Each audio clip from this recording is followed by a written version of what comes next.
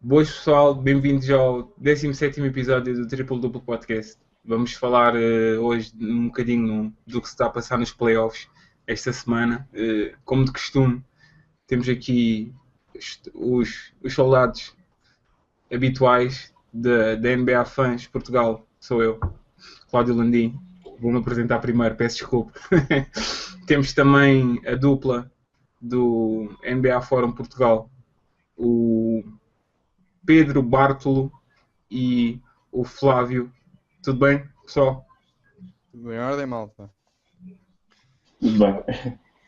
E por último, da 725, temos aqui o Márcio. Márcio, tudo bem contigo? Oi pessoal, tudo bem? Bem, as apresentações já estão, por isso vamos ao que interessa. Vamos começar aqui pela série que está mais encaminhada.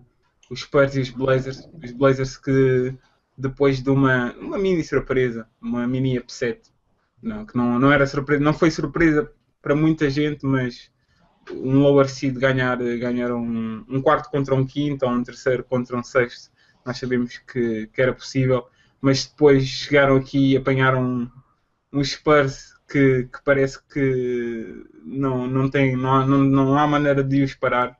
E já estão com uma desvantagem de 3-0. Alguém quer começar com a análise a esta série? O que é que tem achado da série até agora? Olha, a série está a ser aquilo que eu pessoalmente esperava. Como disseste, eu acho que a vitória dos Blazers não foi uma grande surpresa frente aos Rockets, porque nesse caso, nessa série, eram duas equipas muito ofensivas e aquela que conseguisse defender um bocadinho mais era a que ganhava. Eu acho que os Rockets tinham mais possibilidades de subir um bocadinho a defesa, se calhar, do que os Rockets nessa série. Nesta série com os Spurs, eu acho que é exatamente o contrário. São duas equipas com um bom ataque, mas só uma delas é que tem uma defesa capaz de parar o ataque contrário.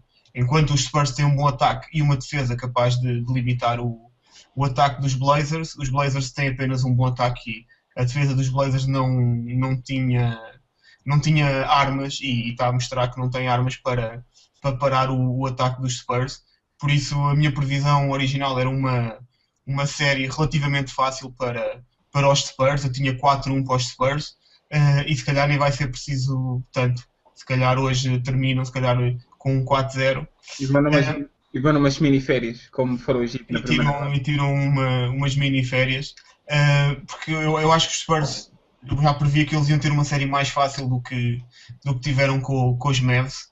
O Tony Parker tem abusado da defesa dos Blazers, a defesa do pick and roll tem sido completamente estralhaçada pelo Tony Parker. Se eles recuam para defender as penetrações, ele lança ali de meia distância e até tem lançado de longa distância também. Tem metido alguns triplos, ele tem mais triplos nesta série do que o Lillard. Se eles saem a ele no pick and roll, ele penetra para o cesto. Ele tem feito o que quer nos pick and rolls e acho que os Blazers não têm tido qualquer hipótese. Eu também vou ter que concordar com o Márcio. Acho que não esperava, depois do que vimos no jogo contra os Rockets, acabou por se perceber que o nível era difícil de manter. Eles manterem aquele nível era difícil, ainda para mais contra os San Antonio Spurs, que são muito batidos nestas situações, que têm muita experiência e são uma equipa muito completa em opções, em qualidade.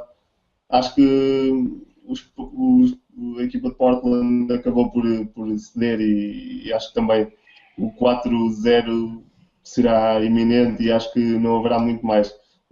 Se calhar tivemos um Aldridge em grande forma contra os Rockets, mas também devido à carência que teve a equipa de Houston a defender, e agora sabíamos que era difícil manter esse nível e acho que está tudo dito, será muito provavelmente um 4-0. Tu, Pedro, o que é que achas desta série até agora? É esperável. É muito esperado. Para mim, os Spurs, a única equipa que os consegue, provavelmente vais conseguir eliminar, vai ser o Oklahoma. Não vejo nenhuma equipa que consiga eliminar os Spurs nos playoffs. Antes, era a única que nos playoffs era superior, teve os problemas das lesões, mas excepto o Oklahoma, não vejo ninguém que consiga eliminar os Spurs. E o Oklahoma bem que está a tentar ser os Spurs com aquele jogo 6 comparado com o jogo de ontem. Eles bem que estão a tirar alguma inspiração, alguma coisa do género. Mas Não, mas isso é verdade. Portland contra os Spurs não tem hipótese nenhuma. Até é bem possível 4-0 hoje. Não. Só a seguir é que se vê é que se testa realmente os Spurs, é só na próxima eliminatória. eu honestamente, eu estava à espera de uma série muito mais equilibrada. Não no 4-1 ou no 4-2. Nós vemos, por exemplo, os Memphis que vão a 40 prolongamentos e depois quando nós vamos ver a série está sempre um 4-1 ou um 4-2. Eu estava à espera de uma série muito mais equilibrada, porque da mesma maneira que nós sabemos que o Lillard é uma autodefesa e não consegue defender Nos jogos. Exato, os jogos, a diferença, o que me está a surpreender não é o estar 3-0, mas sim a maneira como os 3-0 têm sido conseguidos. O Flávio tocou no assunto do Aldridge. Como eu disse, eu não acho que ele tenha sido mal defendido depois do primeiro jogo. Eu acho que ele estava a meter bolas que, se nós formos ver as meias distâncias que o Aldridge estava a meter contra os Houston Rockets, era com homens na cara, era de costas, era fadeaways, era turnaround, era como... E como ele disse muito bem, ele desceu à terra e com um excelente trabalho do Splitter e do Diaw. O time Duncan não tão bem, mas o Splitter e o Diaw têm feito um trabalho espetacular a defendê-lo.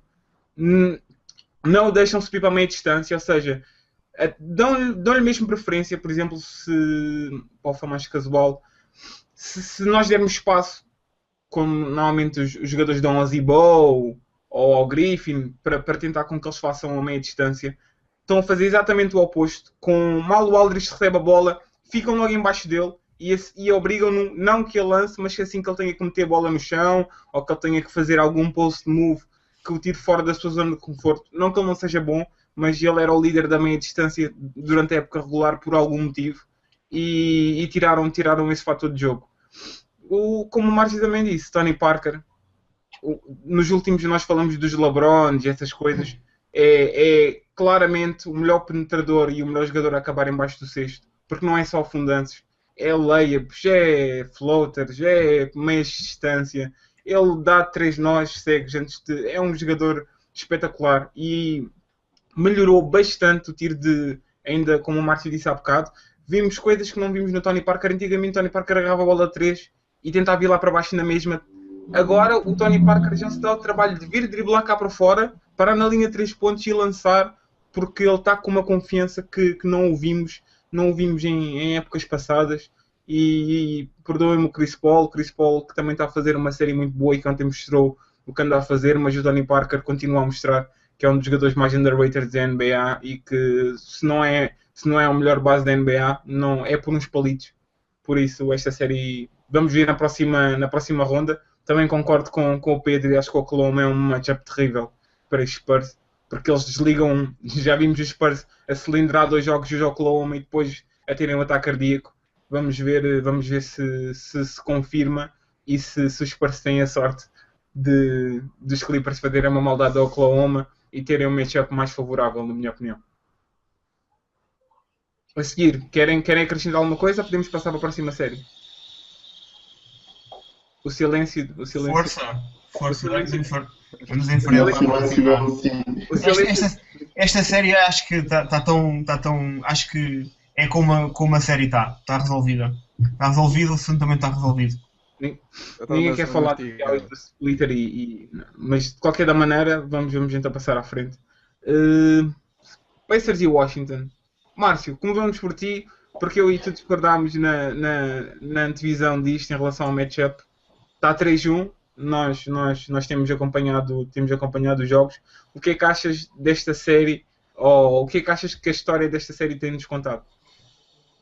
Olha, eu acho que tem-nos contado também aquilo que eu esperava.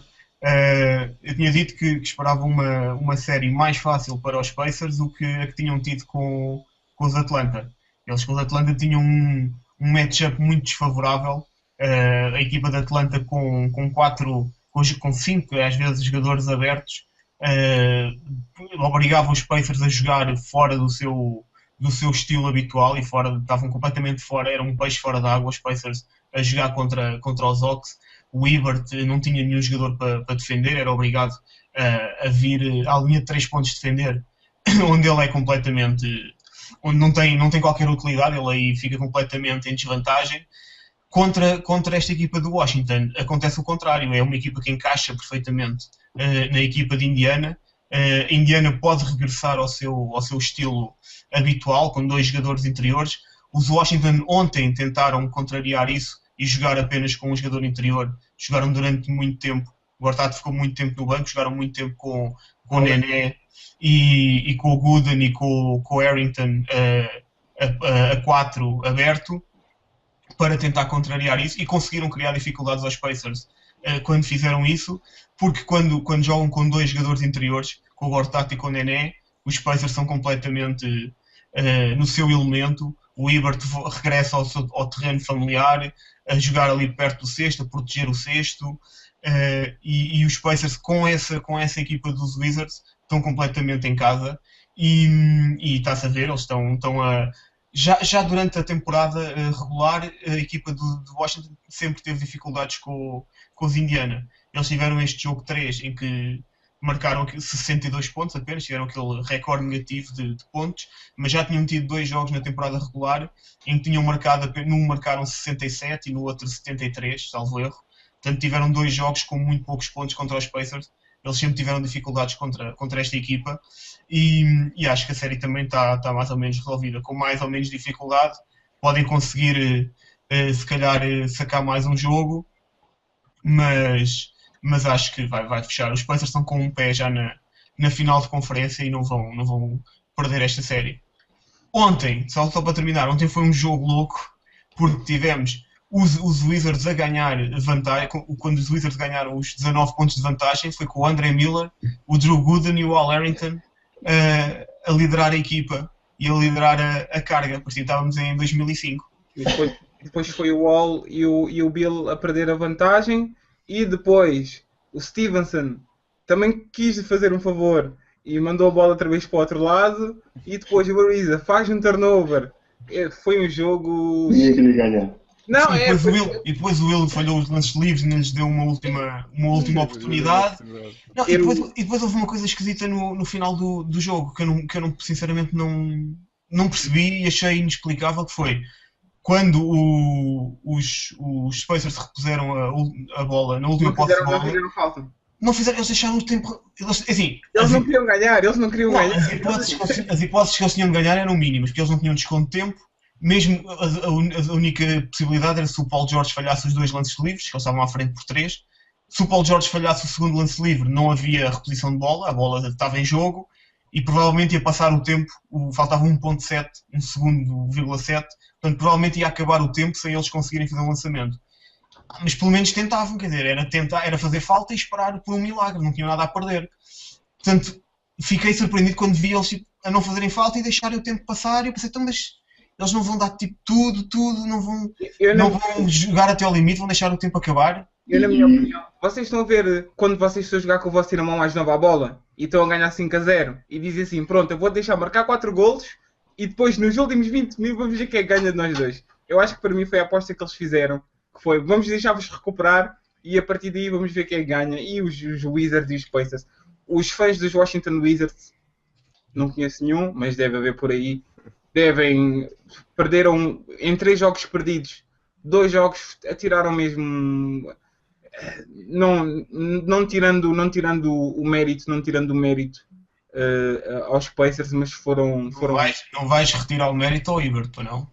Não vou tirar o mérito ao Hibbert, porque eu tinha os Pacers na minha bracket a passar e eu não quero, como ele está a confirmar, a minha bracket não pode ser... Já o Lillard já estragou do outro lado.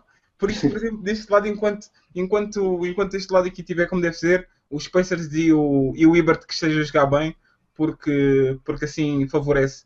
Eu tenho o GTA final por isso eles continuem a reinventar-se ou a reencontrar-se melhor, porque isto aqui não é nada de novo. Mas na minha opinião, podemos dar mérito aos Pacers que na segunda parte apareceram para jogar. Mas foi neste último jogo foi completamente. Os Wizards tiveram um AVC. Deixaram de executar ofensivamente. Erros no quarto período, erro atrás de erro, atrás de erro, atrás de erro. O treinador deixa os jogadores no banco. O Al Harrington, que supostamente acho que nos últimos 5 ou 6 jogos, não, durante a época regular inteira, jogou 6 minutos no quarto período. Ontem jogou quase o período todo. Eu sinceramente não entendo muito bem. E mais do que a inexperiência dos jogadores, porque há ali veteranos, eu acho que o principal é a inexperiência do treinador e a falta de mão ali, porque não há uma rede de segurança. O John Wall ainda não é aquele jogador que... até o próprio Paul George, que teve um jogo de carreira ontem, ainda não são aqueles jogadores que servem de rede de segurança e que quando está tudo a correr mal é passar-lhes a bola e sair da frente. E os Pacers passam, ou vão passar, e mais uma vez eu não quero estar a retirar mérito aos Pacers, mas está a ser uma época para eles muito anticlimática, tanto uma época como um percurso. Enquanto no ano passado toda a gente torcia pelos Pacers porque era os melhores do Oeste, quem é que vai ganhar os melhores do Oeste? Este ano aqui parece que a corrida é quem é que é menos mau para conseguir chegar à final, e os Pacers, na minha opinião, vão ser essa equipa menos má que costuma-se dizer na rua mal e porcamente, e peço desculpa, sério, peço desculpa se ficam chateados com a minha opinião, mas eu acho que os Pacers vão ser a equipa menos má. Eu acho que nenhum fã dos Pacers vai ficar chateado, porque mal e porcamente é como eles gostam de jogar. Não, é como eles gostam de jogar e é como eles assumem, assim, no final do jogo 3, que foi aquele jogo feio e dos 62 pontos dos Wizards, o Paul George disse: este foi provavelmente o jogo mais feio que eu já participei nos playoffs, mas isto é o nosso estilo de jogo. Se nós ganharmos jogos assim, ficamos contentes. Por isso eu acho que eles não se importam nada com isso, de jogar mal e porcamente, se ganharem mal e porcamente, seja feio, bonito, eles não estão preocupados com isso. Eu, por acaso, eu concordo com isso. Sabes o que é que eu tenho? Não é medo, porque não torço por eles, por isso não... Eu acho que esta maneira de jogar, com alguma sorte, consegue fazer estragos tanto aos Nets como aos Heat, mas se eles apanharem os Oklahoma, ou apanharem os Clippers, ou apanharem os Spurs, faz lembrar aquelas finais dos meados de 2000, em que o vencedor do Oeste ia para a final passear. É a minha opinião, ainda é muito cedo, ainda não chegaram lá, mas vamos ver se concretiza. Eu acho que aqui, depois daquele primeiro jogo que os Wizards mostraram também alguma coisa de bom, acho que depois Indiana acordou, o Paul George, o Hibbert, começaram a levantar a sua forma e agora acho que está praticamente também decidido. A questão daquele final de jogo, eu sinceramente, quando estava a ver aquilo, fiquei um bocadinho confuso porque já não sabia bem em que situação é que estava a série, porque quando uma série está empatada, perder um jogo e ficar com uma diferença de um, mas eles ali perderam aquele jogo e ficaram com uma diferença de 2 jogos. Portanto, também não entendi bem aquele final de jogo da equipa. Se calhar que um bocadinho de inexperiência, não sei. Agora, esperava um bocadinho mais do ataque do Washington agora neste último jogo, mas acho que também se deve muito. Também acho que estou com o Márcio e devemos valorizar Indiana e não tanto, se calhar, o desmérito da equipa de Washington, porque Indiana tem levantado a sua forma e está claramente a anular o que melhor tem a equipa de Washington e está a conseguir prová-lo. Ontem o Paul George fez uma grande exibição também e isso também temos que ver essa subida, se calhar também tem a ver com isso o mérito da equipa de Wizards. Antes do Pedro pegar, vocês não têm a mesma sensação do que eu, que é a equipa menos má a vencer a série? E comparando com as séries que já tivemos, é que eu acho que nenhuma destas equipas, é que nem vou falar dos top dogs do Oeste. Acho que até as equipas que foram eliminadas na primeira ronda, nem os Washington, nem os Pacers, acho que passavam na primeira ronda no Oeste. É a minha sensação, eu não sei se vou ser um bocadinho crítico demais, ou se vou ser um bocadinho rígido, mas é mesmo a sensação que eu tenho, é que não sei. Neste momento é difícil. Eu acho que se olharmos para o primeiro jogo desta série, temos Indiana que acho que aí claramente era facilmente eliminada. Agora, com este, eu acho que os Pacers estão a conseguir melhorar a sua forma.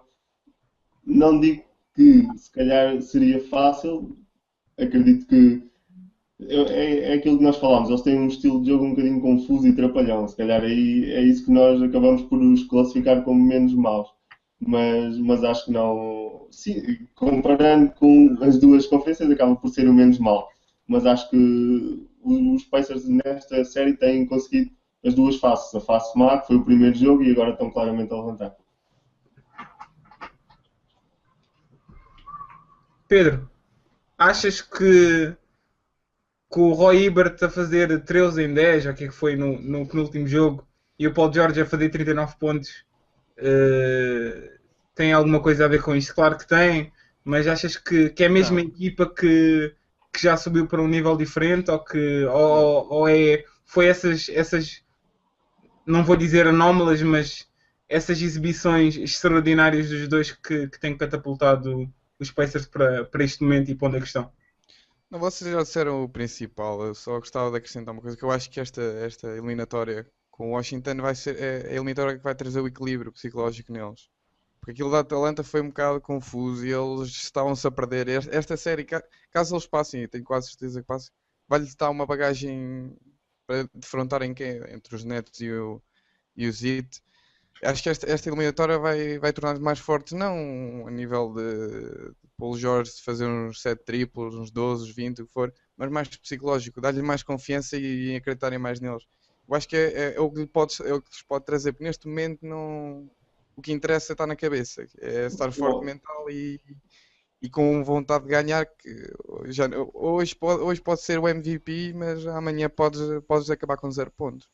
Agora nisso que tu estavas a falar, eu por acaso até é uma das coisas que eu não concordo nada e que me deixa um bocadinho desconfiado da equipa dos Pacers, que é, estamos muito bem, é praticamente o que aconteceu na fase regular, estamos lá em cima e depois a cabeça deles pensam que já são algo mais do que são. Acho que o meu problema é esse, esta eliminatória conseguirem algo mais, conseguirem por exemplo agora um 4-1 e depois pensam, ok, já estamos aqui em alto nível, depois apanham uns Nets ou uns Heat e aquilo volta a cair a casa toda outra vez e voltamos ao final da fase regular.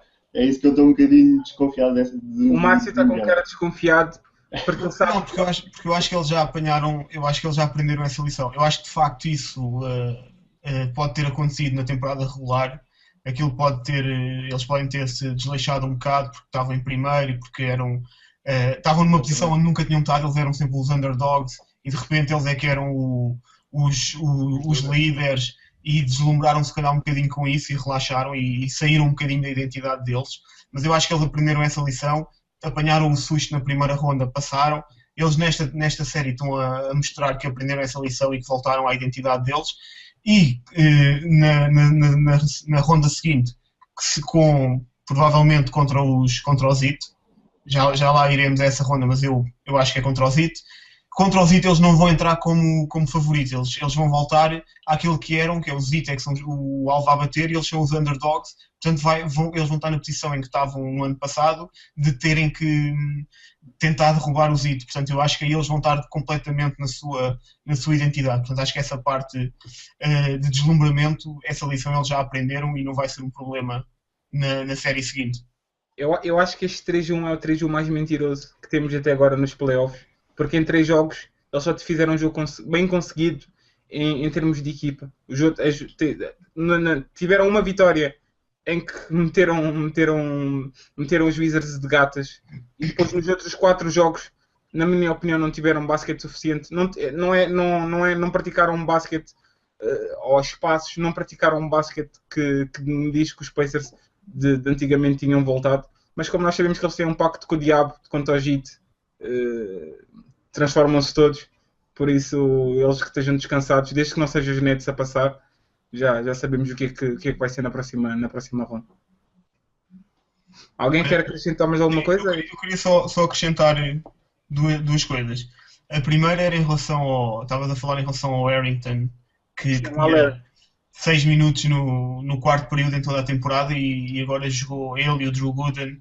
Eu acho que e tu estavas a dizer que tinha sido uma falha do treinador de Washington. Eu acho que não foi, porque esse era o modelo Era em que mismatch que ele queria eles implementar. com o 5 o habitual, com o Nené e com o Gortat, estavam a ter muito mais dificuldades e eles estavam a conseguir jogar melhor e estavam a ter mais sucesso com o Warrington e com o Drew Gooden. Portanto, eu acho que foi inteligente da parte do treinador do Washington continuar com o 5 que estava a dar melhores resultados e com que estava a ter mais sucesso. Portanto, eu acho que foi bastante inteligente da parte dele.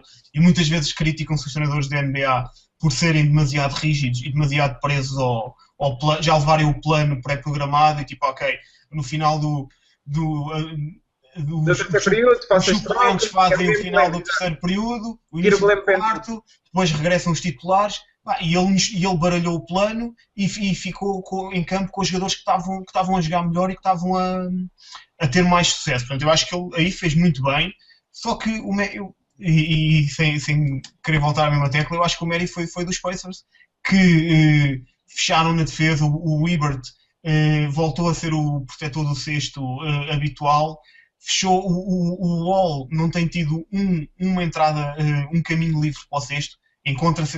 Encontra sempre o Hibbert quando tenta entrar para o cesto. Encontra sempre lá o Hibbert a fazer oposição. O Paul George tem feito um trabalho excelente a defender o Bradley Beal e andar atrás dele nos bloqueios todos. Por isso, mais uma vez, acho que é mérito dos Pacers, é mais mérito dos Pacers do que de mérito de Washington. E só para terminar, queria só destacar o jogo do Paul George ontem. Eu acho que devemos deixar isto bem claro, que o que assistimos ontem do Paul George é uma coisa que não se vê todos os dias e provavelmente não sei se vamos voltar a ver um jogo destes nestes playoffs deste ano. O que ele fez ontem, ele carregou a equipa no ataque, ele jogou quase o jogo todo, praticamente o jogo todo, ele jogou com mais de 46 minutos. Não vamos ver se não olharmos para o Oklahoma e o LeBron e o Kevin Durant e o... Não, mas aí é que está, assim, o LeBron, o único jogador que é capaz de fazer o que o George fez ontem é provavelmente o LeBron. O Durant não é capaz de fazer o que o George fez ontem. Não concordo. Mas deixa-me dizer porquê. O George ontem carregou a equipa no ataque, marcou 39 pontos e teve no outro lado do campo a defender a maior ameaça da equipa. Andou o jogo todo a correr atrás do Beal em todos os bloqueios e a defendê-lo em cima. Portanto, ele fez provavelmente o jogo mais completo destes playoffs. Ele teve que carregar a equipa no ataque e teve também grandes responsabilidades e uma grande responsabilidade pelo sucesso da equipa no outro lado do campo. O LeBron é o único jogador na NBA que é capaz também de fazer isso, que é carregar a equipa no ataque, ser um jogador fundamental no ataque e fundamental no outro lado do campo. Um two-way player, como o George, um two-way game como o George fez ontem, não acontece todos os dias. O Durant, por exemplo, o Durant pode carregar a equipa no ataque, mas não tem a mesma responsabilidade na defesa, nem tem o mesmo trabalho na defesa. Permite-me discordar, porque Chris Paul, exato, também fez no primeiro jogo. Temos, não, mas ainda não tem nenhum deles fez. O Chris Paul ontem também fez um jogo desse nível. Mas a questão é que não é só dos dois lados. A questão do Chris Paul é que não é só o Paul George até agora tem sido abusado pelo jogador que ele tem defendido. Eu não quero estar a falar de cabeça. Ele, por exemplo, no primeiro jogo era ele que estava a defender o Ariza quando o Ariza fez os 6 triplos. É por isso que eu não estou tão convencido enquanto isso e não quero minimizar. Ele fez um dos melhores... eu estou a dizer ontem, o jogo de ontem. Ele fez um dos melhores jogos de carreira ontem. Agora não tomem, enquanto, por exemplo, os Kevin Durant e os LeBron metem os 40 e os 10 e andou e a seguir, eu acho que não devíamos tomar, e eu sei que não é essa a tua, não é isso que tu estás a querer dizer, mas eu acho que não devíamos tomar isto aqui como norma e como o que ele deve fazer, porque depois volta outra vez os jogos dos 18 pontos e dos 20 pontos e dos 15 pontos e nós vamos ficar um bocadinho desiludidos. Só mesmo para terminar isto aqui quanto ao assunto do Warrington, eu não fiquei chateado no final do jogo e no quarto período por ele ter um mismatch e querer lá meter o Warrington. Eu fiquei chateado porque é o seguinte, ele quer abrir o jogo, para meter o stretch fora, que é para obrigar o Scola ou o David West a vir cá fora para defender o jogador. Tem o Ariza, que consegue perfeitamente fazer uns minutos a defender um 4, especialmente se for um Scola ou se for um David West. Tem o Martell Webster, que é um dos melhores triplistas da NBA, basicamente, e vai meter o Warrington a jogar em vez de meter o Webster. Foi por aí que eu achei que ele foi um bocadinho ingênuo, na minha opinião. Vai defender o West e ser abusado. É assim, mas eles jogaram... por exemplo, eles jogaram muitos minutos tanto com o Scola como com o West. E da mesma maneira, eu acho que o West, o Ariza tem dificuldades em defender o West porque não tem peso nem força para o defender. Mas e depois o David West vem cá fora defender o Ariza e marcar 3 pontos? É a tal história do quem é que defende o Griffin, quem é que defende o LeBron a 4. Mas quando eles vêm cá fora é um pau de 2 bicos. E eu acho que, por exemplo, o Ariza e o Webster a fazer esse tandem de vir cá fora e trazer o West, e o West de certeza absoluta que não tem velocidade para acompanhar o Ariza, acho que era um mismatch muito maior e dava muito mais aberturas do que trazer o Harrington, que vem cá fora na mesma, mas como é lento, o David West ainda consegue andar atrás dele e, na minha opinião, é um detalhe que se calhar podia-lhe salvar o jogo, mas não salvou. Falamos de mais uma série ainda, ou querem ir para o intervalo? Mais uma? Vamos lá, então mais uma. Vamos deixar... Uma fácil. Um zit Nets. O Gitnet, sim. Uma pacífica. Agora vocês vão discordar de mim. Epá, Na minha opinião, pacífica. Eu tenho os Nets em 6, por isso acho que não é assim tão pacífica como isso. Mas é uma série que já estávamos à espera. Primeiro jogo foi uma tareia do Git. Segundo jogo foi um jogo equilibrado, em que os Nets perderam no final porque cometeram é a única equipa na NBA que neste momento se calhar ressalta pior do que o Git. É um matchup muito engraçado para o Git, que tiveram a sorte de apanhar uma equipa. Se fosse o Brook Lopez, que não é bom ressaltador, mas pelo menos tem um corpo grande. Agora os Nets, lembro-me no quarto período de estarem a tentar recuperar e os Heat lançam, Real não ganha ressalto, lança outra vez, LeBron ganha ressalto, lança outra vez e ressaltos ofensivos, que é uma coisa já na tabela defensiva já é o que é, na tabela ofensiva já sabemos o que a casa gasta. E depois vemos no último jogo uns Brooklyn Warriors a lançar a marcar 15 triplos, e se eles estão a pensar que isto que lhes vai levar para a próxima ronda, tirem o cavalinho da chuva, porque isto aqui não vai acontecer tantas vezes. Teletovic, eu estou a falar de Teletovic. Pois, é porque normalmente trato-lhe por Mirza e eu agora estava a dizer, foi que eu estou a me enganar. Mas não vai ter o mesmo jogo que teve no jogo anterior. Por isso, eles que se metam ao pau e capitalizem no jogo em casa. Deron Williams também teve muito melhor do que geralmente está. Vamos ver se o KG também aparece outra vez. Mas eu acho que estou com um pressentimento que ele vai também numas miniférias como os Spurs. E faz o que tem-nos habituado nos últimos tempos. Vocês, o que é que acham? Eu também acho que se eles forem a estar à espera daquela chuva de triplos que aconteceu ontem, acho que estão mal. Acho que o caminho não é por aí. Eles têm que, se calhar, aproveitar o jogo interior de Miami, que não é tão forte, mas o problema é isso que tu disseste. Eles não têm um Brook Lopez, que era um jogador essencial, se calhar, para esse tipo de jogo. Agora, acho que com mais ou menos dificuldades, acho que os Heat vão acabar por bater estes Nets. Têm alguma experiência, mas se calhar ainda não estão ao nível de conseguir apanhar os Heat desprevenidos. Acho que com alguma tranquilidade, com jogos se calhar reunidos, mas que os Heat acabam por levar a melhor também facilmente. Não, acho que não há muito a dizer desta série. Façam para um ímpar para ver quem é que fala a seguir. Pedro para o papel. Esta série é provavelmente a série mais fácil que os Heat podiam ter.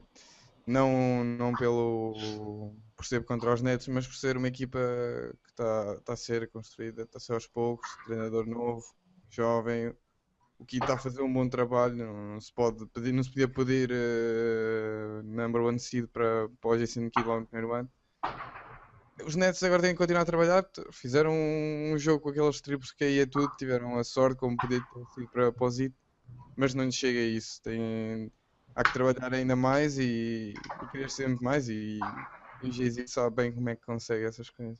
Então, Pedro, Nets em 6 ou em 7? O quê?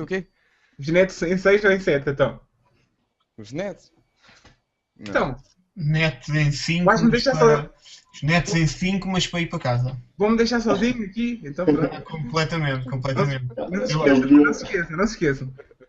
Eles têm que ir analisar os jogos anteriores que fizeram com 4-0 na fase regular e ainda aproveitar essas cassetes para ver o que é que fizeram de melhor. Não, ainda chega ao 2-2. Eu acho que não. Eu acho que os Heat hoje ganham, fazem 3-1 e ficam com um pé na final de conferência também. Eu estava à espera de mais dificuldade contra os Nets, porque os Heat tiveram dificuldade contra os Nets na temporada regular, embora tenha sido naquela velocidade de cruzeiro com que eles fizeram a temporada.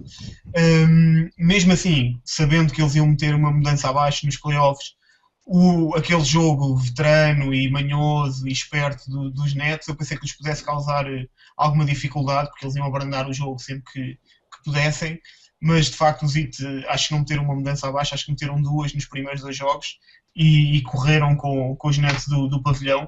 Eles tiveram 2 vitórias fáceis nos 2 primeiros jogos e no terceiro E desculpa lá ter interrompido, não concordo mesmo nada com 2 vitórias fáceis.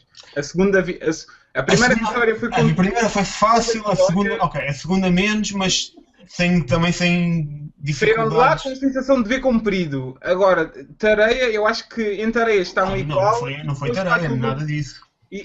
Ou seja, em Tareia estão igual e depois ali naquele jogo que tinha que ser decidido, os Heat arregaçaram os mangas e fizeram aquilo que tinham a fazer. Mas não acho que a série esteja a ser desnivelada desse. Eu acho que foi preciso os Heat ganharam os 2 primeiros jogos.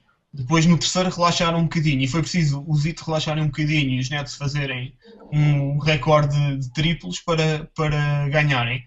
Eu acho que os Heat acordaram com aquela derrota, eles hoje voltam a meter o pé no acelerador e fazem o 3-1. Eles nos últimos 2 anos nos playoffs eles nunca perderam 2 jogos seguidos. Depois de uma derrota eles respondem sempre com uma vitória nos 2 anos em que foram campeões. Eu acho que hoje não vai ser diferente. Eu acho que eles devem ter relaxado um bocadinho, pensaram, isto se calhar a 80% dá para ganhar e para passarmos aqui pelas gotas da chuva e irmos fresquinhos para a próxima, e apanharam ali um sul e perceberam, ok, vamos ter que nos esforçar mais um bocadinho. E hoje acho que não vai faltar esse esforço. É claro que os Nets podem surpreender, fazer mais um bom jogo. Uma equipa com aqueles veteranos, com aqueles jogadores tem sempre hipótese. Mas acho que os Heat não vão deixar fugir esta série. 4-1. Para o pessoal que está aí a ver em casa, nós estamos a gravar isto aqui segunda-feira, por isso quando nós vimos mais logo, vocês estão a ver e já estão-se a rir. Eles estão a ver e já está 3-1 para os Heat. Vocês estão-se a rir e estão a dizer, foi este Márcio aqui, sabe lá o que é que ele está a dizer, está 2 igual e isto que está-me a dizer. Por isso, se notarem que alguém está enganado, ou seja, se os 3 estiverem enganados, é perfeitamente normal, porque isto foi gravado segunda-feira, está bem? Nets em 6 e vamos para o intervalo. Até já, pessoal. Love City, Love City, City, Love City, City. What's that on that beat? Love City Clips, Love City Clips. CP332, Blake Griff, DeAndre Butler, and we got Billifson. LA, you don't know who you playing with. Got my other chick, gang with my other chick. Sing courtside, Jack Nicholson. Throwback jersey, I ain't selling it. But I'm fresher than Peppermint. Red Letterman's, Love City killing it. Young money, yeah, we getting rich. Got your grandma at the game. Yeah, girl, you know what it is. Love City Clips, Love City Clips. Love City Clips, Love City Clips. Love City Clips, Love City Clips. CP332, Blake Griff. Love City Clips, Love City Clips. Love City Clips, Love City Clips. Love City Clips, Love City Clips. DeAndre Butler and Billifson. I'm a Love City star. Look at the Jumbotron. Arm in the rim, why I go so hard? Yeah, I'm from the streets, used to play on boulevards. I need the ring pronto. Shout out Vinny Del Negro, Bledsoe, Money Mo, Will, Brian Cook though. About to make it rain on you, get a poncho. Head honcho, got my seat back. Don't let up, get packed. Sold out, yes packed. Two turn going up like gas. God damn, pull out my rags. Mike Jackson. Yeah, I'm bad. Rat-tat-tat-tat, tat it up in my bag. Lob City, baby, you know what it is. DJ Dance, T-Raw, Last Kings, YMCMB, Lob City.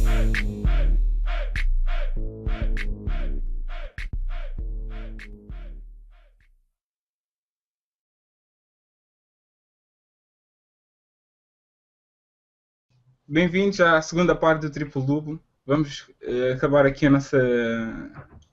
Não é preview, porque já vamos a meio dos playoffs, mas vamos aqui acabar de falar das séries. A última, que tem sido... Ontem tivemos uma cavalgada histórica. Não sei se por mais de mérito do Oklahoma ou por mérito dos Clippers, mas os Oklahoma e os Clippers estão a cumprir em termos de espetáculo para os fãs que não têm cavalo nem um nem outro.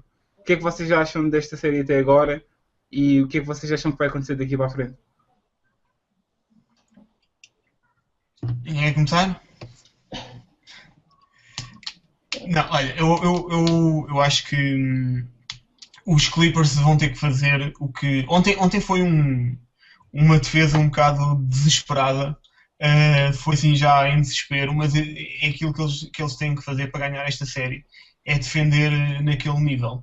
Eles têm que desde o início da série, quando fiz a minha previsão para a série, eu escrevi que a equipa dos Thunder está bem equipada para defender esta equipa dos Clippers. Tem bons defensores interiores, tem bons defensores no perímetro, tem soluções para defender todas as posições dos Clippers.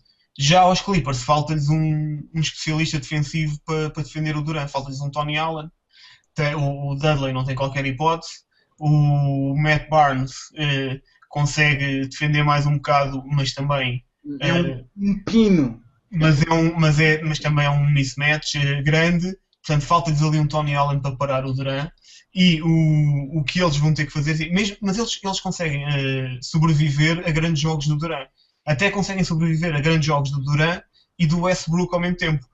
Se eles conseguirem parar os outros. O que eles não conseguem sobreviver, como estava a acontecer no jogo 2 e no jogo 3, era grandes jogos do Durant e do Westbrook e não estavam a conseguir parar nenhum dos outros. E estavam o Durant e o Westbrook a marcarem 30 pontos e depois tinhas o Ibaka e o Butler e o Cephalosha a marcarem 15, 20 pontos. E com isso é impossível eles sobreviverem nesta série. Ontem, o Durant fez mais um grande jogo, 40 pontos, mais 27 para o Westbrook, mas depois não houve ninguém a marcar mais de 10. O Reggie Jackson marcou 10 e os outros todos ficaram abaixo de 10. Com isso, os Clippers conseguem sobreviver.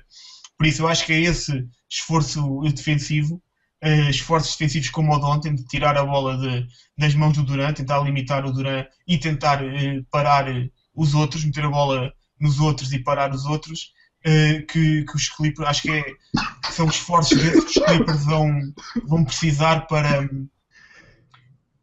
Peço desculpa. Estás bem? Tudo bem? Estou vivo. São esforços desses que os Clippers vão precisar para passar esta série.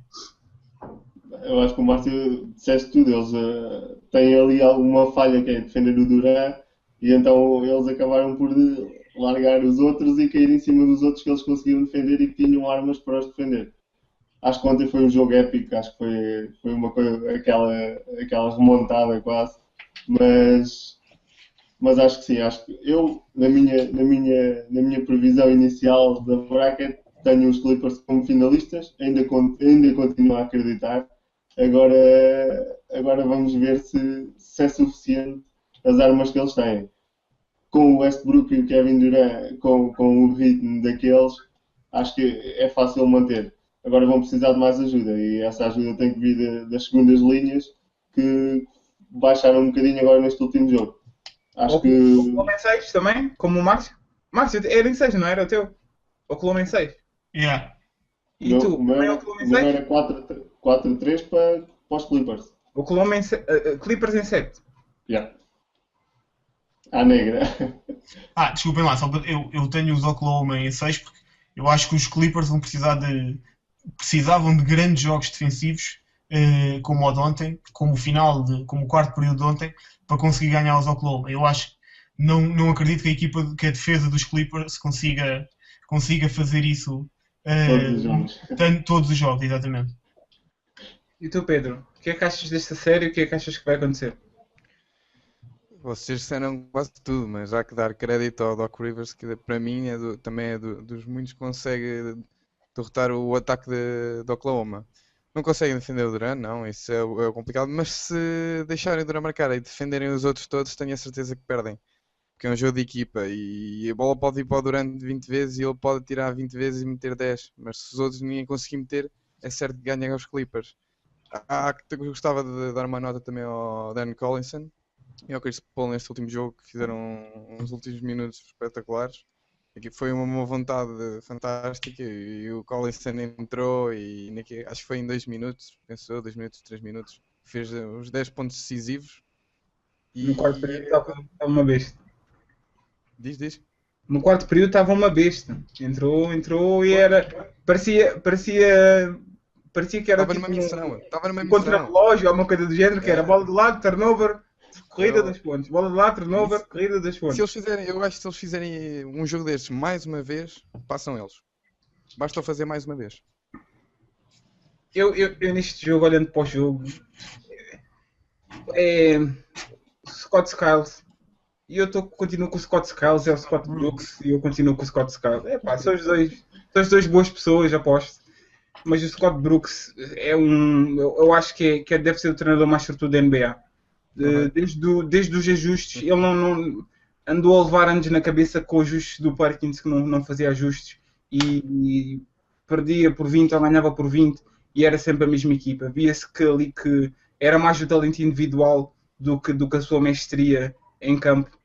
Ontem foi um completo atestado de incompetência. Os Oklahoma City Thunder nos últimos 8 minutos não fizeram um ataque organizado. Era bola no Westbrook saindo da frente, bola no Durant saindo da frente, bola no Westbrook, e ele ficou... Nós sabemos que a equipa depende muito dos dois, mas não há esquema nenhum para tu parares, e é daí eu acho que o Doc Rivers teve um bocadinho a sorte do jogo, que foi mais ou menos em forma de desespero que ele meteu o Chris Paul a defender o Kevin Durant, que um jogador quase da altura do Dwight Howard a defender é dose, mas acabou por ser o X-Factor. Porquê? Por um simples facto de nós reparamos nos últimos anos que o Kevin Durant faz com que jogadores especialistas defensivos, por exemplo, como o Matt Barnes ou como o Ron Artest, passa por eles como se não fosse nada. O Matt Barnes a jogar contra o Kevin Durant torna-se num pino autêntico que ele é um bom defesa. Porque o Kevin Durant não entra no jogo deles. O Kevin Durant mete a bola no chão, quer jogar limpo, não quer muitos toques, quer lançar por cima deles e não quer ter muitas dificuldades. O que acontece com o Tony Allen e o que acontece com o Chris Paul, que são jogadores que têm menos de 10 ou 12 centímetros do que ele? Eles metem-se embaixo do Kevin Durant e o Kevin Durant não consegue driblar. Não sei se vocês viram ontem no quarto período, o Chris Paul defendeu o Kevin Durant, encaixa-se embaixo dele e cada vez que o Kevin Durant mete a bola no chão, basicamente, ou ele lança ou volta a passar a bola para trás para ver o que eles fazem. E foi o que aconteceu. Claro que tiveram a sorte do jogo e foi um desespero, mas parece que o Kevin Durant continua a ter estes problemas e as tais playmaking abilities dele, que, embora tenham melhorado com o tempo, ainda não são o que são. E ele, ao contrário do LeBron, que o segredo é dar espaço e se estiveres a marcar de fora lança, se não estiveres a marcar vais perder.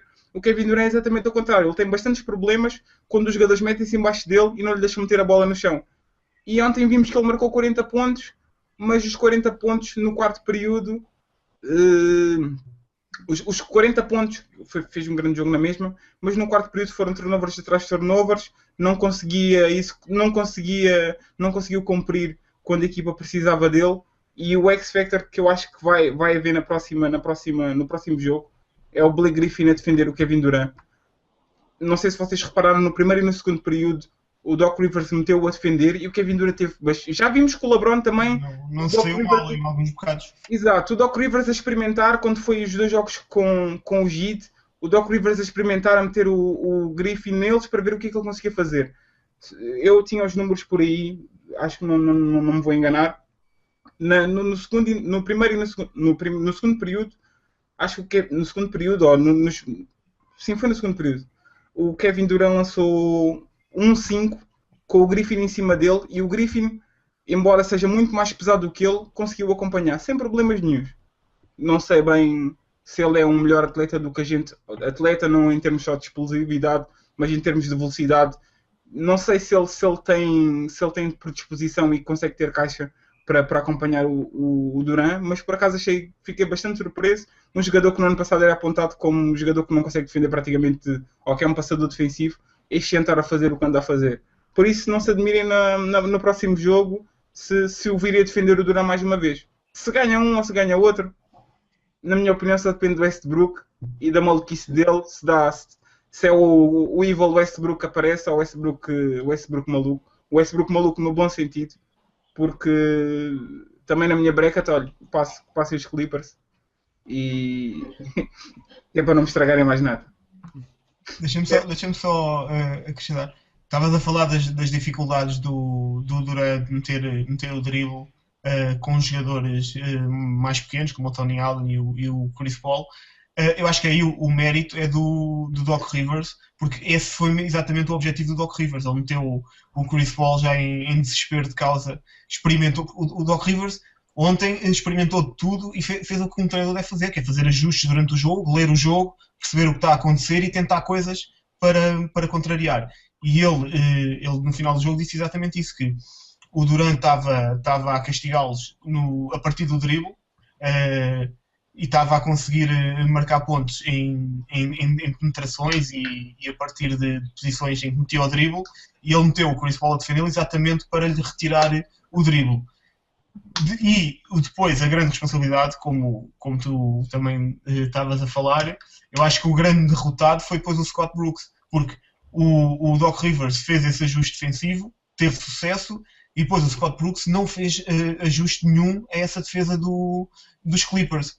E eu acho que o grande responsável ontem, o maior responsável da derrota dos Thunder foi o Scott Brooks, porque como é que com o Chris Paul a defendê-lo e a retirar-lhe o drible, como é que ele não põe o Kevin Durant a jogar a posto baixo? O Kevin Durant tem quase 30 centímetros a mais que o Chris Paul, e eles continuaram a fazer as mesmas jogadas, com o Kevin Durant a receber a bola ali no topo do garrafão, no elbow, ou a receber a bola no perímetro após bloqueios. Continuaram a fazer as mesmas movimentações que fazem sempre. E ali o que aquilo pedia era ele, ao ajuste defensivo dos Clippers, responder com um ajuste ofensivo e meter imediatamente o Durant a jogar a posto baixo. O Chris Paul não tinha a mínima hipótese de defender o Durant a posto baixo e de costas para o cesto. Portanto, o Scott Brooks falhou completamente em explorar esse mismatch que tinha ali, e acho que foi a maior responsabilidade da derrota de ontem. Estou desiludido com vocês por nenhum de vocês ter dito que o Oklahoma perdeu porque o Westbrook não passou a bola durante a última posse de bola. Desiludiram-me, sinceramente. Tiveste alguém a dizer isso? Acho que a resposta é óbvia. Acho que não devias perguntar, eu não sabia, mas nós já sabemos o que é que acontece. Não, eu vi muita gente a escrever que o Durant. Eu vi mais críticas não ao Westbrook, mas ao Durant, dizer que o Durant tinha se escondido. Não, a culpa foi do Cephalosha, por acaso, nessa jogada. Sim, quando ele estava livre, não passou a bola para o Durant. Ele passou a bola para o Westbrook, e o Westbrook levou a bola para a frente. Epá, mas vocês têm que usar o clichê, o Westbrook não passa a bola. Não, mas aí lá está, mais uma vez, é assim, isso é o Scott Brooks tem que ter é a falta de um sistema, de haver ali uma organização, uma coisa definida, e daquilo sair muitas vezes assim um bocado ao acaso ali no momento, não haver um plano. Mas estava à espera disso, e estava à espera de dizerem que a piada do Kevin Durant é magrinho porque o Westbrook não lhe alimenta, mas pronto, não quiseram ir por aí. Por isso vamos continuar. Não, ontem é para bater é no Scott Brooks. É no Scott Brooks, pronto. Acho que estamos por os playoffs. Agora é esperar pela próxima edição para ver as meias finais, os Nets contra o resto. Não, vamos ficar por aqui. Próximo tema, e um tema interessante, que tema também que vira muitas cabeças. durante esta semana e na semana passada, foi o despedimento do treinador, o Mark Jackson, que é um dos treinadores, deve ser das Copulos neste momento, dos fãs, e já o Curry e os Golden State Warriors também estão nessa trajetória, e o Mark Jackson, o seu despedimento fez com que muita gente achasse que foi uma má decisão por parte dos donos da equipa. O que é que vocês acham disso e o que é que vocês acham dos nomes que estão-se a falar, para as posições do Kerr, o Van Gundy, etc. Eu acho que só vamos saber se foi uma má decisão depois de sabermos quem é que vai para lá. Quer dizer, eu acho que se calhar o despedimento do Mark Jackson foi por questões extra-basquetebol e aparentemente parece que a relação dele com o front office não era a melhor, portanto poderá ter sido por aí. No que diz respeito ao basquetebol e nas questões basquetebolísticas, eu acho que é um bocadinho injusta e acho que o Mark Jackson deve se sentir um bocado injustiçado porque ele teve bons resultados com esta equipa.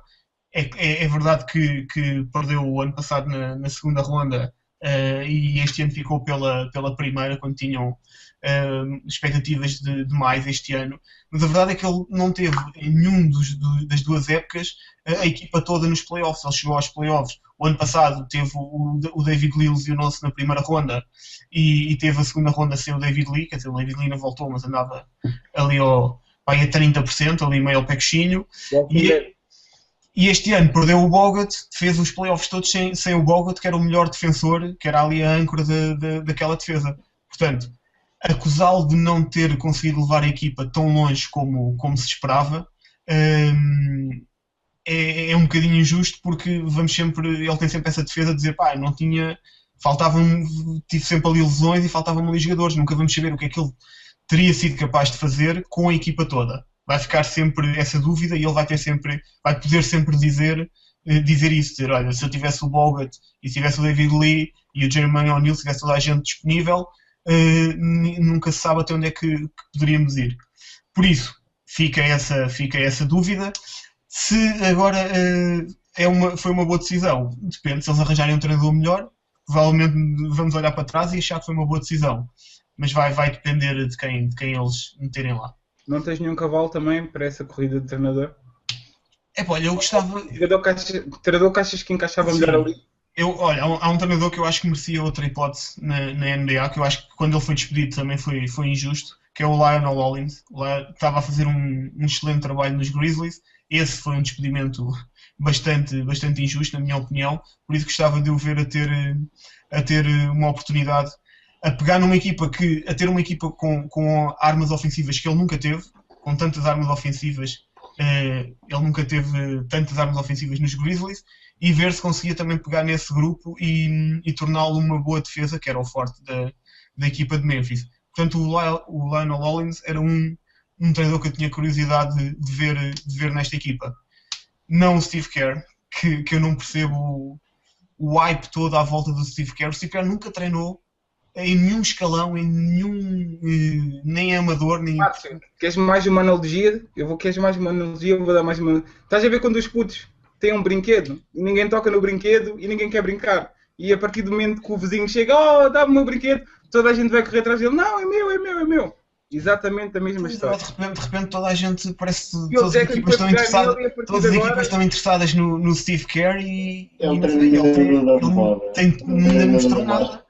E pelos vistos esquece 6 milhões por ano. Sim, mas eu não percebo como é que se pode ser um treinador da moda sem ter feito um único jogo, um único treino na vida. Porque ele é boa pessoa. Porque ele jogou pelo Popovich e pelo Steve Jackson. Por isso ele deve ser o melhor.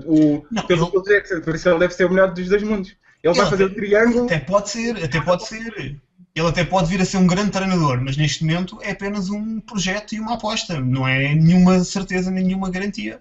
Eu comparo muito esta situação do Kerr agora com o Kidd. São casos um bocadinho diferentes, mas foi um jogador que quando entrou toda a gente estava receosa. O que é que vai acontecer? É um jogador que acabou a carreira e vai já começar a treinar.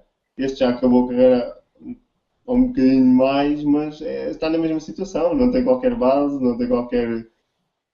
external Eu acho anterior. que é um caso diferente, tanto porque ele conseguiu o que conseguiu nos Nets. Muitos podem discutir se foi. Se Sim, mas eu foi estou a falar em termos de risco. Quando se falou de ir buscar um treinador em vez de um treinador consolidado ou já com algum. Eu mas acho que é mesmo. eu acho que é um bocadinho diferente meter um Mark Jackson ou um Kidd à frente de uma equipa sem experiência, porque são dos melhores, são os melhores passadores de todos os tempos praticamente, e meter o Steve Kerr, embora o Steve Kerr tenha alguma experiência no front office e O Steve Kerr treinador, aprendeu, como tu disseste, o Steve Kerr aprendeu com dois dos melhores de exato, sempre. mas o mecanismo, o raciocínio de um base à frente de uma equipa, geralmente, tem esse benefício da dúvida, porque se eles são os generais dentro do campo, geralmente conseguem fazer essa transição melhor para fora do campo. Sobre a situação, Mark Jackson, como toda a gente sabe, para quem não sabe porque ele foi despedido porque, como costuma dizer, mais vale querer graça do que ser engraçado. Ele não desiludiu em termos de resultados desportivos, mas havia muita gente que teve problemas com o Jerry West, que é o general manager da equipa, teve problemas com o Scalabrini, com outro treinador adjunto que eu não me recordo o nome. Metade do balneário não estava muito feliz por tê-lo como treinador, não pelo facto dele ser um mau treinador, mas por ele ser para além de ser um homem orgulhoso, é um homem que, vocês sabem que ele é pastor fora de horas, fora das horas de expediente, e ele transportava muitos desses fatores para dentro do balneário. Obviamente, digo eu, não devia levar a Bíblia e rezar sempre antes de todos os treinos e obrigar as pessoas, mas era algo que muita gente, tanto o staff como a direção, não gostavam disso. E, na minha opinião, se foi justamente despedido, não foi. Não fez nada de mal, como o Márcio disse muito bem. Não teve, assim, está sem um dos melhores jogadores de equipa lesionado, perder no jogo 7 contra os Clippers ou perder contra os Spurs, que no ano passado não foram campeões por 30 segundos, não acho que seja uma vergonha nenhuma. O meu problema com o Mark Jackson é que eu acho que é mais um caso, é mais um Scott Brooks. É um caso de um treinador que tem matéria-prima. Nós olhamos para o equipamento dos Golden State e esquecemos que eles têm lá o Curry, têm lá o Lee, têm lá o Bogut, têm lá o Klay Thompson, têm lá o André Iguodala. Ou seja, neste leque de jogadores temos ali 3 jogadores de elite ou 4 jogadores de elite. Se encontrarmos o Iguodala, temos o Klay Thompson, que mais cedo ou mais tarde vai ser um All-Star, temos o Bogut, que não foi capaz de jogar esta série, mas que é um dos melhores jogadores defensivos e deve ser o jogador que menos é falado quando nós falamos nos prémios de Defensive Player of the Year. Por exemplo, é um jogador que consegue defender o Dwight Howard 1 contra 1 sem grandes problemas. E embora ele não esteja nesta série, e o Mark Jackson não tem culpa por isso, mas o que, na minha opinião, leva ao despedimento dele é o facto de ele ter tantas armas a nível ofensivo. Os Golden State era a 4ª melhor defesa da NBA. Uma equipa com Bogut, com Iguodala, com o Klay Thompson a defender o que anda a defender, esconde ali o Curry e o Lee, mete o Barnes também, que tem boas pernas, e com aquela matéria-prima eu acho que não eram muitos treinadores que ficavam fora do top 10 em termos defensivos. O problema é que a equipa em termos ofensivos não é nada de especial para a matéria-prima que tem. Então que tens um Curry que ofensivamente deve ser o jogador mais complicado para a NBA. Lança de qualquer lado, consegue meter bola no chão, distribui a bola como ninguém. Tens o Lee, tens o Iguodala, tens o Klay Thompson e tens muitos jogadores, e os Golden State não conseguiram chegar sequer ao top 10 de ataques da NBA. Eu acho que é muito por aí. Se ele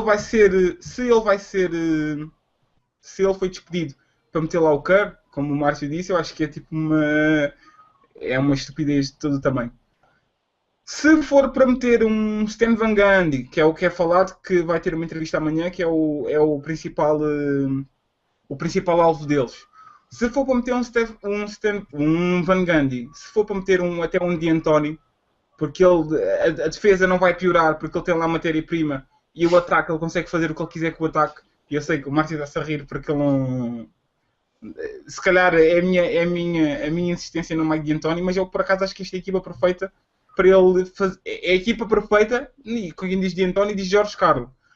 acho que esses dois eram perfeitos para fazer a transição para esta equipa, porque são equipas que estão construídas exatamente da maneira como eles querem e que o ataque com eles dois, de certeza que não estava fora do top 10 e a defesa ia conseguir manter, porque o Golden State já joga um ritmo muito rápido e não era por aí, eles não iam para lá para aumentar o ritmo e não iam lá para fazer com que a defesa tivesse essas debilidades, especialmente na transição.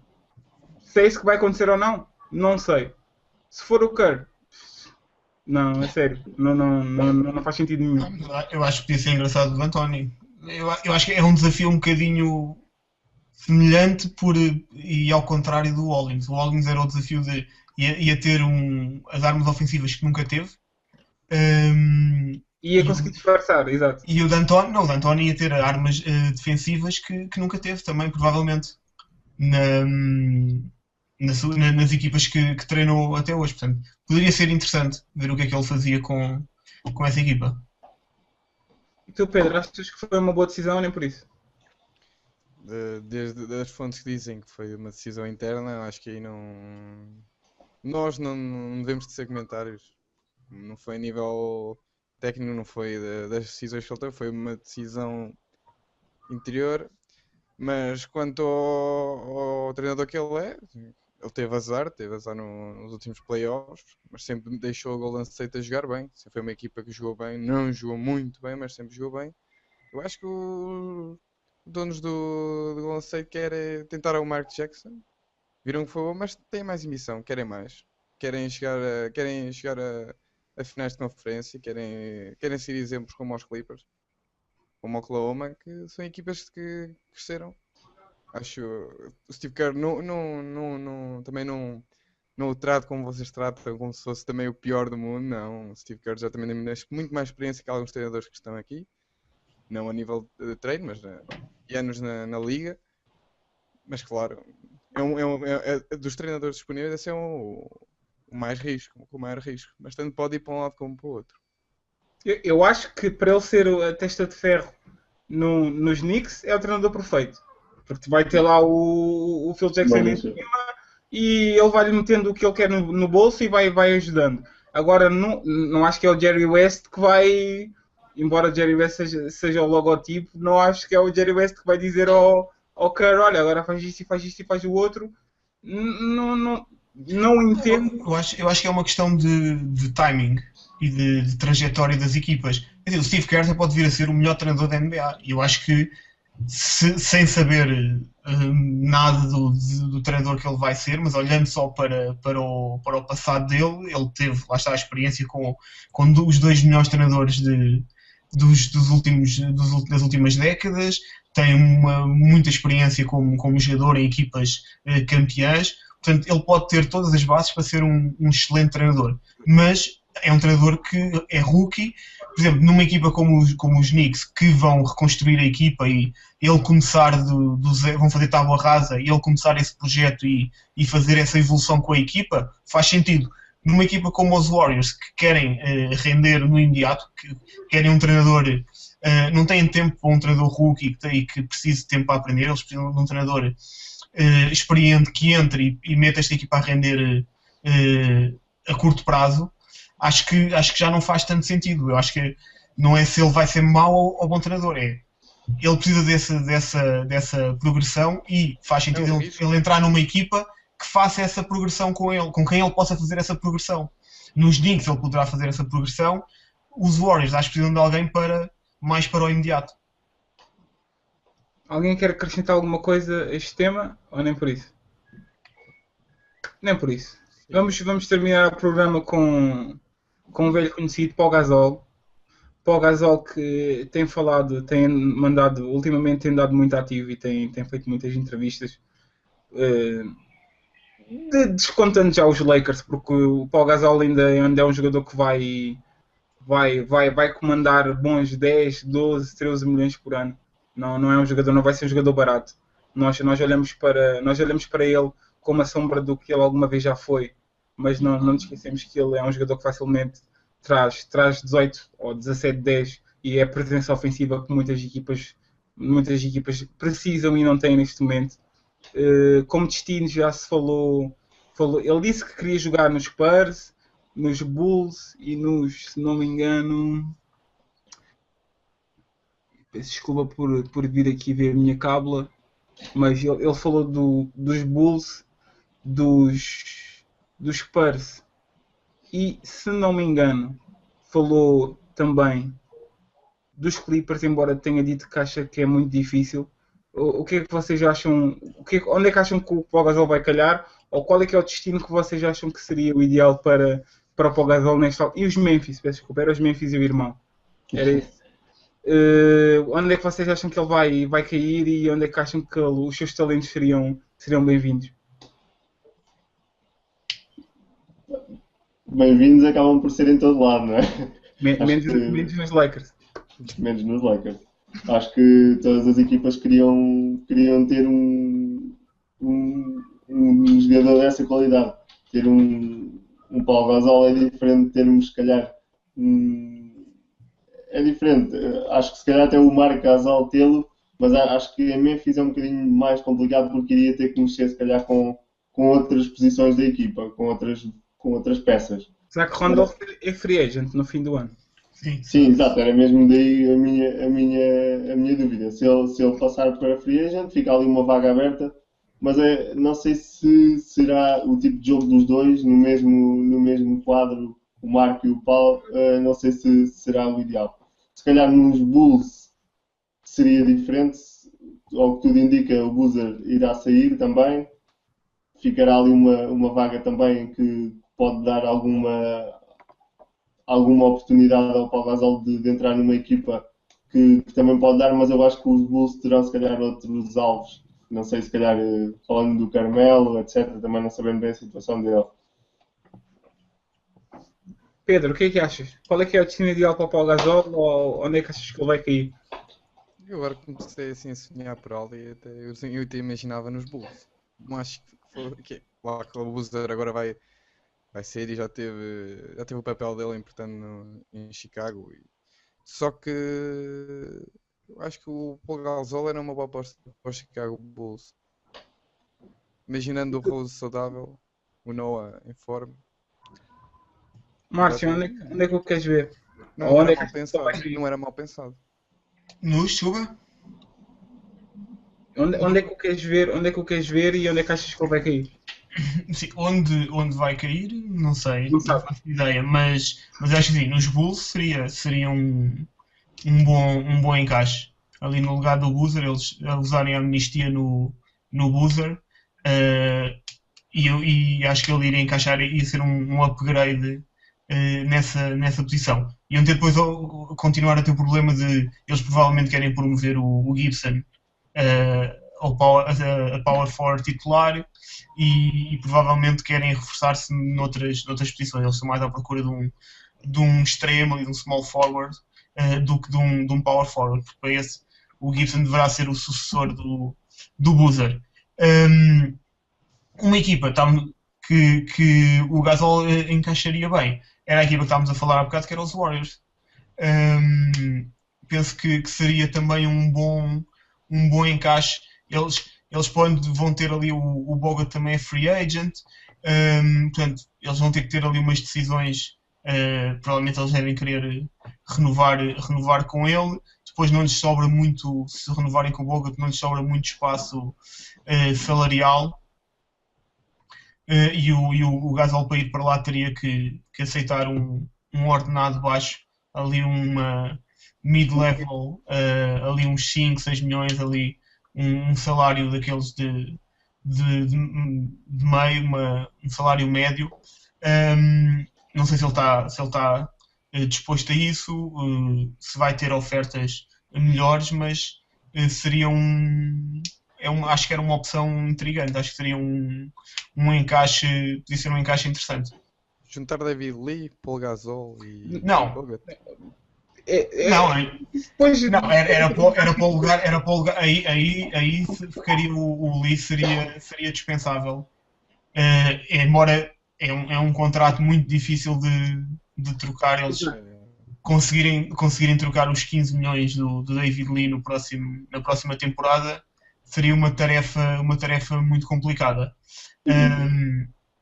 Mas, bom, isto, estamos aqui no plano teórico, se eles conseguissem trocar um David Lee, em vez de um David Lee, terem lá um Pau Gasol, seria um bom upgrade nessa posição. Agora, as probabilidades de eles conseguirem fazer uma movimentação dessas são diminutas. Até podemos considerar também Nova Iorque também poderá, sendo que...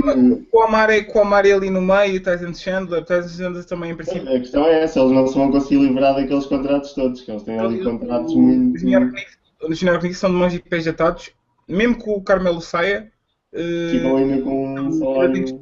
Tem que esperar um aninho, porque há muitos contratos ali que não... E o Branier também. Eles não devem fazer grandes mexidas este ano.